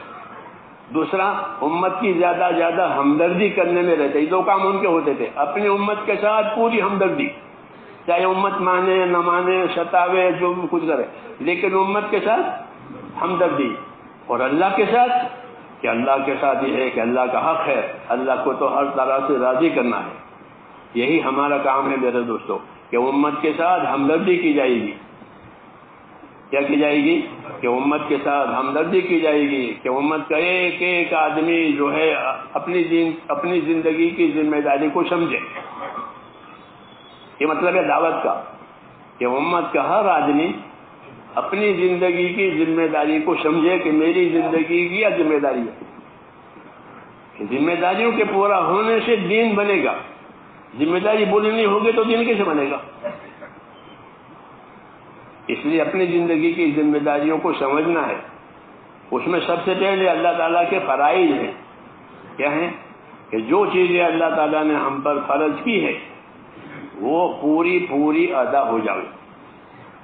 مثلا نماز ہے کہ نماز پوری ہو، صحیح ادا ہو، کوئی نماز اپنے اوپر باقی نہ رہے، کوئی نماز اپنے اوپر باقی نہ رہے، کہ میں بالغ ہونے کے بعد سے اب تک میرے ذمہ کوئی نماز نہیں ہے، ایسے بنے۔ یہ ضروری ہے، چاہے کوئی اس مسئلے کو سمجھے نہ سمجھے، کیونکہ بہت سے ساتھی ایسے ہیں کہ انہوں نے پہلے نمازیں نہیں پڑھی ہے اور اب جماعت میں آ گئے ماشاءاللہ، اب پڑھ رہے ہیں، تو باقی نمازیں ان کے ذمہ ہیں، وہ معاف نہیں ہوگی تبلیغ میں پھرنے سے۔ ہاں، تبلیغ میں پھرنے سے وہ معاف نہیں ہوگی، وہ اس کی ادائیگی ضروری ہے۔ مولانا یوسف رحمۃ اللہ علیہ روانگی میں قضا نمازوں کی بھی رہبری کرتے تھے۔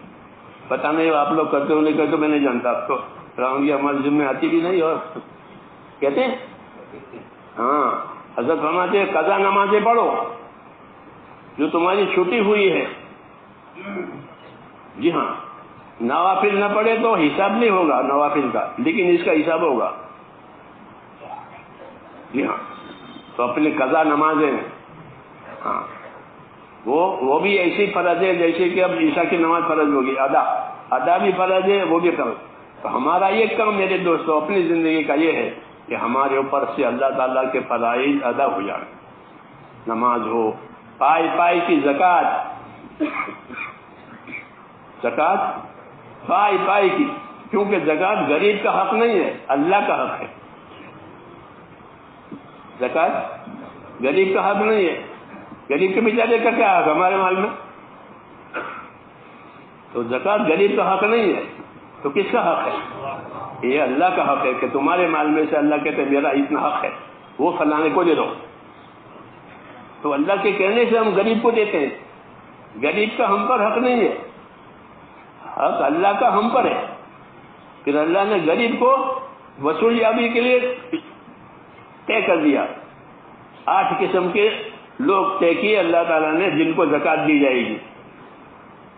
جی ہاں, ان کو دینا, ان کو دینا. قرآن شریف میں ہے کہ زکات میری ہے, میرے لیے ہے, مگر ان کو 8 قسمیں ہیں وہ.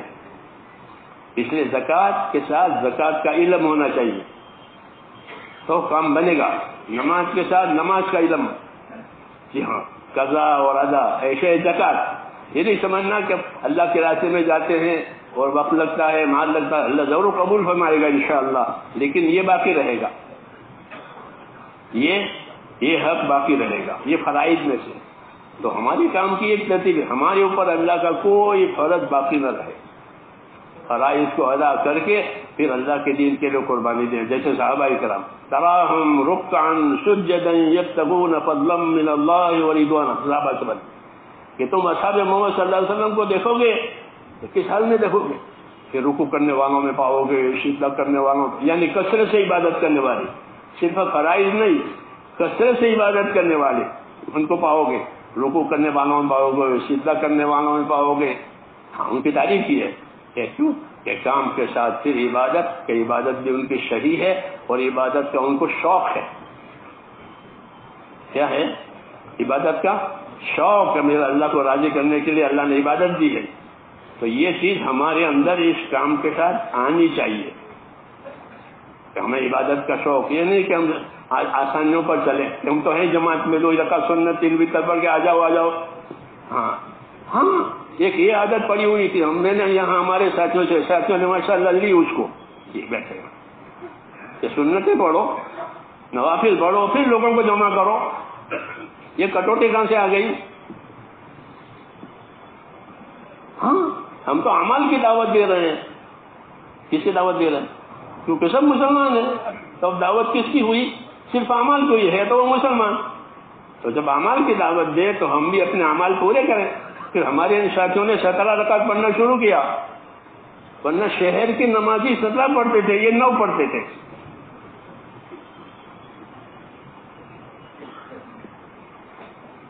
شہر کے نمازی والے جو جماعتوں میں تعلق ان کا نہیں, وہ 17 عیسیٰ کی پڑھتے تھے. پھر ہمارے ساتھیوں نے الحمدللہ یہاں اس کو لیا کہ عیسیٰ کی 17 پڑھیں گے, پھر حیات صحابہ سنیں گے. ورنہ حیات صحابہ سننے کا کیا مطلب؟ نماز چھوڑ کر حیات صحابہ سنیں. صحابہ تو نمازوں والے تھے. تراہم رکعا سجدا, کہ تم ان کو رکوع سجدوں میں پاؤ گے, اور یہ حیات صحابہ وہ چھوڑ کے پڑھے. تو یہ باتیں میرے دونوں قابل اصلاح کہلاتی ہے. یہ کوئی رد میں وہ نقد نہیں کرتا, بلکہ قابل اصلاح چیزیں ہیں یہ ہماری زندگی میں, ہمارے کام میں. جی ہاں, اصلاح ہوئی. دیکھو نماز کی اصلاح ہوئی ہے. کیسے؟ نماز میں پہلے سلام کرنا جائز تھا, بولنا جائز تھا. لوگ آتے تھے حضور کو سلام کرتے تھے, حضور نماز میں ہوتے. پھر اصلاح ہوئی کہ اب کوئی بات نہ کرے, قوموا للہ قانتین, اللہ کے سامنے عبادت گزار بن کر کھڑے رہو, اب مت بولو. تو نماز کی اصلاح ہو گئی. تو ایسی تبلیغ کی اصلاح کرنی ہے. سمجھے نہیں کہ تبلیغ میں جو چیزیں کمی کوتاہی کی ہیں اس کو نکال دو اور اپنی تبلیغ کو صحیح کرو. جیسے نماز کو اللہ نے صحیح کیا, روزوں کو صحیح کرایا. شہری کے حکام بدلتے رہے دھیرے دھیرے, پھر اب حالت آخر میں آئی. اس طرح کی شہری, اس طرح کا روزہ بند کرنا, یہ اصلاح ہوتی رہی. جی ہاں, تو ایسے ہی تبلیغ میں بھی کہ تبلیغ کی بھی اصلاح کرو. کہ جو لوگ پہلے سے کمزوریوں کا پڑ گیا ہے وہ ختم کرو. اب استقبال کا دور ہے. اب کیا ہے؟ استقبال کا دور ہے. پہلے 50 سال پہلے یہ ہوتا تھا کہ ایک آدمی کو تو یہاں کھڑا کرتے تھے, ایک آدمی کو وہاں کھڑا کر دیتے. بالکل یہ نہیں، بالکل ایسے نہیں، فرضی بات نہیں ہے، بالکل جو یہاں کھڑا ہے وہ بھائی آ جاؤ، بھائی آ جاؤ، اور جو وہاں کھڑا ہوتا تھا بھائی رک جاؤ، بھائی رک جاؤ، وہ روکنے کے لیے دروازے پہ کھڑا ہوتا تھا، یہ بٹھانے کے لیے ہوتا، ایسے دو آدمی لگے۔ ہاں اب اللہ کا شکر ہے ماشاءاللہ، اللہ کے اتنے مہمان آتے ہیں کہ ان کی جو جگہ کی فکر ہو جاتی ہے کہ ان کو کہاں جگہ دیں گے، ان کی مہمانی کیسے کریں گے۔ یہ بڑا انعام ہے اللہ کا، یہ رجوع ہو گیا۔ تو جب رجوع ہو جاوے تو کیا کرنا چاہیے کہ رجوع ہو جاوے تو اللہ کا کام زیادہ کرنا چاہیے، ہماری عبادتیں زیادہ ہو جاوے، فرائض بھی، نوافل بھی، نمازوں میں، زکاتوں میں، روزوں میں، ذکر میں، تلاوت میں ہماری عبادتیں زیادہ ہو جانی چاہیے۔ جی ہاں، یہ کمی ہے کہ پروگراموں پر گزارا کر رہے ہیں، پروگراموں پر گزارا ہو رہا ہے، یہ پروگرام ہے، یہ پروگرام ہے، تو ٹھیک ہے، پروگرام تو طریقہ کار ہے، طریقہ کار مقصد کار کے لیے ہوتا ہے، طریقہ کار مقصد کار کے لیے ہوتا ہے۔ یہ قاعدہ ہے کہ جو بھی طریقہ کار ہوگا وہ مقصد کار کے لیے ہوگا۔ مثلا دواؤں کے علاج وغیرہ یہ طریقہ کار ہے، اور اصل مقصد تندرستی ہے، صحت بدن ہے، تو ساری کارروائیاں بدن کی تندرستی کے لیے کی جائے گی، انجیکشن لو، آپریشن لو، جو بھی لو، یہ تو طریقہ کار ہے، اصل تو تندرستی ہے۔ ایسے ہی میں جو طریقہ کار بدلتے رہیں گے، لیکن اصل مقصد کہ اصل مقصد تو ہماری زندگی میں رسول اللہ صلی اللہ علیہ وسلم کا اتباع جائے۔ یا آپ نے کیسی زندگی گزاری ہے، آپ نے کیسی زندگی گزاری ہے، دعوت میں، عبادت میں، لین دین میں، رہن سہن میں، سب میں۔ اس کا نام ہے علم و ذکر۔ یہ کمی علم و ذکر کے بغیر پوری نہیں ہوگی۔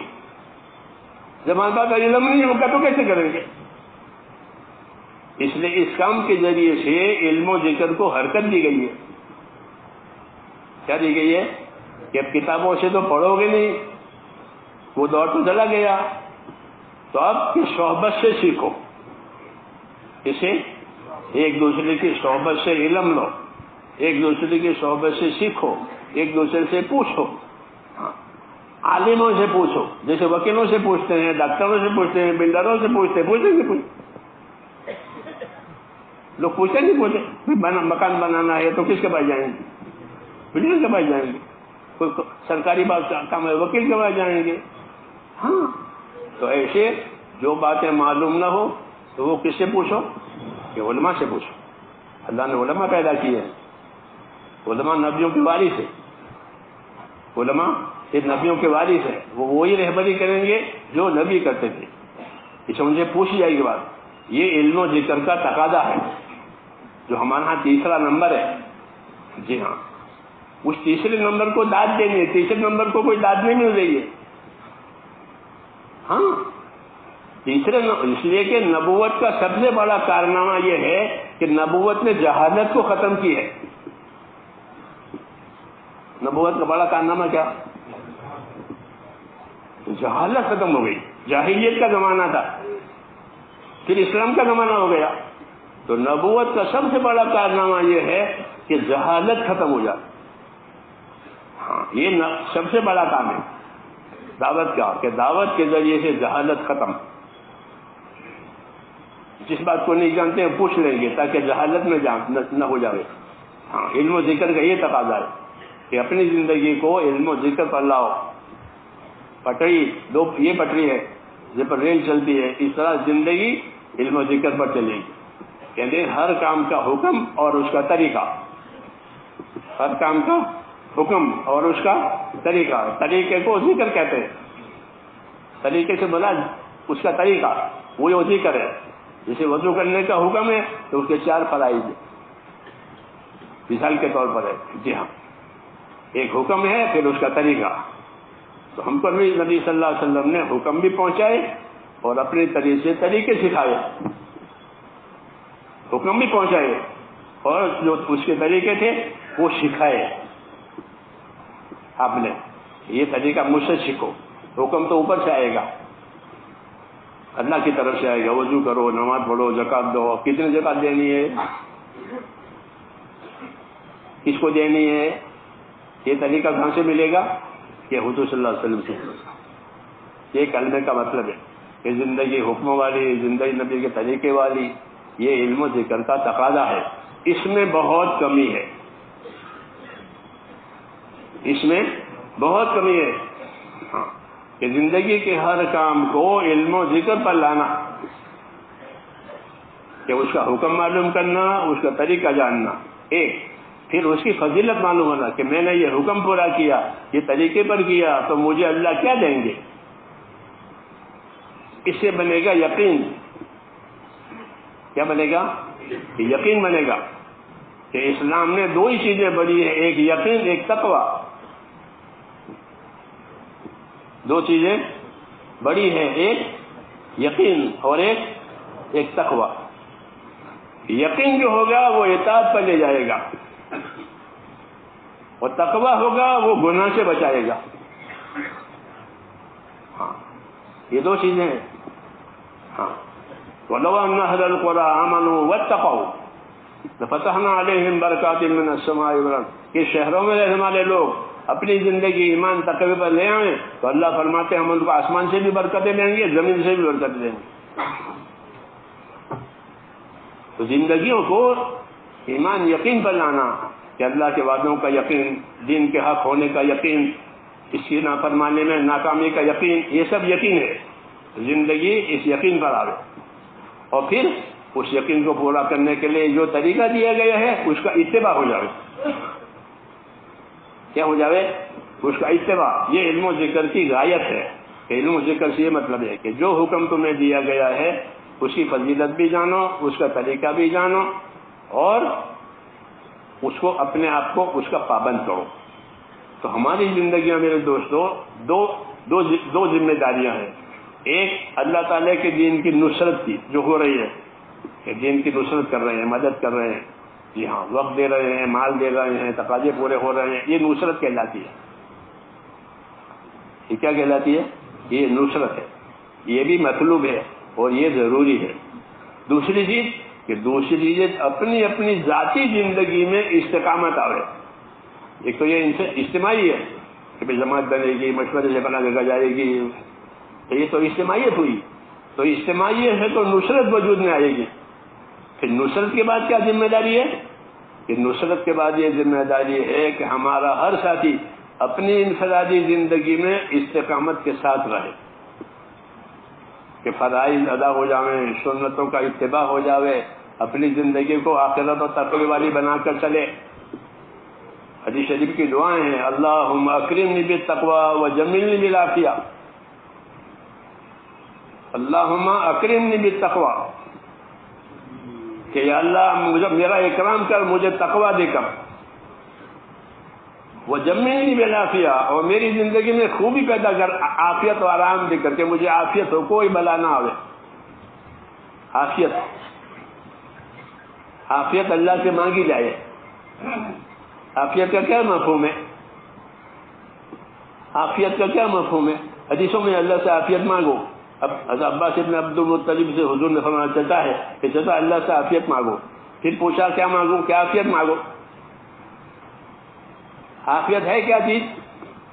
عافیت یہ ہے کہ آدمی کسی دینی فتنے میں نہ پڑ جائے اور کسی مہلک بیماری کا شکار نہ ہو جائے. اس کو کہتے ہیں عافیت.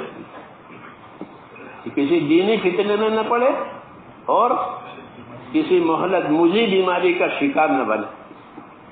کتنی بڑی بات ہے کہ اللہ سے عافیت مانگو، ہاں، کہ کسی دینی فتنے میں نہ پڑے کہ دین برباد ہو جائے، اور کسی مزی بیماری میں پڑے کہ زندگی خراب ہو جائے. کہ اللہ تعالیٰ سے عافیت مانگو. جی ہاں، یہ عافیت ہوگی تو سارے کام آسانی سے ہو جائیں گے. تو اللہ تعالیٰ سے عافیت بھی مانگنی ہے کیونکہ ہم کمزور ہیں، ہم لوگ کمزور ہیں، کہ اللہ سے عافیت مانگنی ہے. دوسری، اپنی اجتماعی زندگی میں جس طرح نصرت کر رہے ہیں، کام کے تقاضے پھوڑ رہے ہیں، ایسے اپنی انفرادی زندگی کو سنت کے مطابق بنانا ضروری ہے. کہ ہماری انفرادی زندگیاں یہ سنت کے مطابق بنے. جی ہاں، حضور صلی اللہ علیہ وسلم کو اللہ نے نمونہ بنایا ہے، تو نمونہ کس چیز میں ہے؟ کہ اسی میں کہ ہماری زندگیاں سنت والی بنے. صحابہ کا جو شرف اور بزرگی ہے وہ سنت کی اتباع کی وجہ سے ہے کہ انہوں نے اپنے آپ کو حضور صلی اللہ علیہ وسلم کی سنتوں کا، آپ کے طریقوں کا پورا تابع کیا. ایسا حضور نے ایسا ہی کریں گے. جی ہاں، وہ اصل ہے. اس لیے کہتے ہیں اتباع جو ہے وہ مذہب کی جان ہے. اتباع مذہب کی جان ہے کہ اتباع سے کوئی بری نہیں ہے. نبی بھی اتباع کا پابند ہے کہ نبی کس کی اتباع کرے گا؟ کہ نبی وحی کی اتباع کرے گا. حضور کو حکم ہے اتبع ما یوحی الیک، جو وحی نبی آپ پر آ رہی ہے آپ اس کا اتباع کریں، اس کے پابند بنیں. اور ہم کو حکم ہے کہ اپنے نبی کی سنتوں کی اتباع کرو. تو زندگیوں کو اتباع پر لانا ہے. ہاں، وہ اصل ہے. محنت کی غرض یہ ہے. جی ہاں، محنت کے لیے نہیں ہوتی، محنت کے پھل کے لیے ہوتی ہے. کوئی بھی محنت کے لیے نہیں ہوتی، بلکہ اس محنت سے کوئی مقصد ہوتا ہے. کھیتی کی محنت کے لیے کہ ہل چلایا کرو کھیت میں، ایسا ہے کہ نا ہل بھی چلاؤ، پھر وہ ہل سے جو بات پیدا وہ گھر لے جاؤ تو مالدار ہو جائیں گے. کھیت میں سے مال لے کر، ہاں ہماری کھیتی ہے نہیں، ہمارے گھر مال بڑھ جاتا ہے. جی ہاں، کیونکہ کھیتی کا یہی مقصد ہے کہ کھیتی کی محنت کرو یعنی زمین سے مال لو. تجارت کی محنت کرو کہ تجارت سے مال لو. دین کی محنت کرو تو اس کا کیا مطلب ہے کہ زندگی کے لیے ہدایت لو اللہ سے، تاکہ زندگی ہدایت پر آوے، طریقے پر آوے، اتباع پر آوے. یہ اصل ہے. تو دیکھنا چاہیے کہ دن بھر میں کتنی سنتوں پر عمل کرتا ہوں. یہ آدمی ذاتی طور پر دیکھے ہی کہ صبح آنکھ کھلی ہے تو وہاں سے لے کر کے سونے تک کتنی سنتوں پر عمل کیا، یہ دیکھا پڑے. کوئی ٹوکے گا نہیں، کوئی پوچھے گا نہیں. یہ تو اپنے آپ کو زندگی بنانے کی بات ہے. جیسے ہر تاجر کاروبار کرتا ہے وہ اپنا لیے کرتا ہے. وہ دیکھتا ہے شام کو کیا کمایا، کتنی بکری ہوئی، کھوٹ ہوئی، نفع ہوا کیا. ایسے ہم بھی دیکھیں کہ ہماری زندگی میں کتنا دین آیا، کتنا سنتوں کا اتباع آیا، کتنا فرائض کا اہتمام ہوا، کتنا حرام سے بچنے کا اہتمام ہوا، نوافل کتنے ادا ہو رہے ہیں، فرائض کتنے ادا ہو رہے ہیں. کیونکہ اس کے لیے تو یہ کام ہے، پروگراموں کے لیے نہیں ہے. پروگرام بھی اسی لیے بنتے ہیں تاکہ آسانی ہو جائے. اس لیے میرے دوستو ہر محنت کا اثر ہوتا ہے. اس محنت کا ہم پر اثر ہونا چاہیے کہ ایک تو آخرت کی فکر آئے. کیا آئے کہ اس میں محنت کرنے والوں میں اپنی آخرت بنانے کی فکر ہو. کیونکہ صحابہ یہی کہتے تھے کہ انما ہممنا الاخرہ، ہماری فکریں آخرت کی ہے. تو ایک تو ہماری فکروں میں آخرت آئے کہ مجھے اپنی آخرت بنانی ہے، میری آخرت نہ اجڑے. دوسرا کہ آخرت بنانے کے حضور صلی اللہ علیہ وسلم کے طریقوں کو زندگی میں لانا ہے. اس کے بغیر آخرت نہیں بنے گی، اس کے بغیر آخرت نہیں بنے گی. ومن یبتغی غیر الاسلام دینا فلن یقبل منہ، تو اسلام کے سوا کوئی اور طریقہ لے کر آئے گا اللہ کہتے ہیں ہم اس کو کبھی نہیں قبول کریں گے. اس لیے اپنے طریقوں کو صحیح کرنا ہے، یہ کام کی مقصد ہے. اور اپنی زندگی میں اس طریقوں کو صحیح کرتے ہوئے پھر دوسروں کی ہمدردی میں دعوت دینی ہے. کیا دینی ہے؟ ہمدردی میں دعوت دینی ہے کہ ان کا بھی بھلا ہو جاوے، ان کا بھی بھلا ہو جاوے، ان کا بھی بھلا ہو جاوے. وہ ہماری مخالفت کریں لیکن ہم ان کی مخالفت نہ کریں، ہم ان کی ہمدردی کریں. یہ نبیوں کی سنت ہے کہ وہ مخالفت کریں گے اور یہ ہمدردی کریں گے. جی ہاں، تو یہ ہمارا طریقہ ہے. اسی سے اخلاق بنتے ہیں، اعمال بنتے ہیں، قربانیاں وجود میں آتی ہے، پھر دعائیں قبول ہوتی ہے. کیا ہوتی ہے؟ پھر دعاؤں میں قبولیت آتی ہے. ہاں، جب یہ چیز وجود میں آتی ہے پھر یہ دعا مانگیں گے تو اللہ کے راستے میں جان مال لگانے والوں کی دعائیں ایسی قبول ہوتی ہے جیسے نبیوں کی قبول ہوتی ہے. حدیثوں میں کہ اللہ کے راستے میں محنت کرنے والوں کو مت ستاؤ. حدیثوں میں کہ اللہ کے راستے کی محنت کرنے والوں کو مت ستاؤ کہ ان کو ستانے سے اللہ ایسا ناراض ہوگا جیسے نبی کو ستانے سے ناراض ہوتا ہے، اور اللہ ان کی دعائیں ایسی قبول کرے گا جیسے نبی کی قبول کرتا ہے. حدیثوں میں ہے. تو یہ بڑا کام ہے. جی ہاں، بڑا کام ہے. اللہ تعالیٰ قبول فرماوے اور مزید توفیق عطا فرماوے. ہاں، کہ جو ہو رہا ہے اس پر شکر کرنا ہے. کیا کرنا ہے؟ شکر کرنا ہے کہ اللہ نے یہ کرایا. اور جو باقی ہے اس کی فکر کرنی ہے. جو باقی ہے فکر کرنی ہے. مولانا جی سمجھ کہ اگر ہمارا کام چلا تو 700 سال پہلے کا اسلام آئے گا. وہ اتنی امید رکھتے تھے. ہاں کیوں؟ کام میں اتنی طاقت ہے. کام میں اتنی طاقت ہے. اس لیے میرے دوستوں جو ہو رہا ہے اس پر شکر بھی کرنا ہے اور جو نہیں ہوا ہے اس کی فکر. جی ہاں اس کے لیے اخلاص بھی اور اس کے لیے اخلاص اور استقامت کہ اخلاص کے ساتھ کام کریں, استقامت کے ساتھ کام کریں اور پھر راتوں میں اٹھ کر اللہ سے مانگے. یہ بہت ضروری ہے. اگرچہ شریعت نے ضروری نہیں کہا ہے لیکن ہماری حاجت کے لحاظ سے یہ راتوں کا جاگنا اور راتوں کا مانگنا بہت ضروری ہے. جی ہاں جن حالات سے ہم گزر رہے ہیں اس میں تو بہت ضروری ہے. راتوں کی دعائیں وہی ہمارا ہتھیار ہے, وہی ہماری حفاظت ہے. جی ہاں کہ اپنی دعاؤں سے حالات کو ٹھیک کراؤ. ایک تو اپنی محنت سے حالات ٹھیک کرانا وہ بھی ٹھیک ہے, پھر محنت کے ساتھ دعا, اس سے اللہ حالات ٹھیک کر دے گی. اور کوئی راستہ نہیں ہے. دیندار بننا اور اللہ سے مانگنا, دیندار بننا اور اللہ سے مانگنا, یہ راستہ ہے. سمجھ میں نہیں بات؟ تو اپنے آپ کو دیندار بھی بنانا ہے اور اللہ سے اپنی حاجتیں مانگنے, حالات کی درستگی مانگنے کہ اللہ امت کے حالات ٹھیک کر دے. جی ہاں تو کریں گے انشاءاللہ. اللہ تعالیٰ مجھے بھی توفیق دے.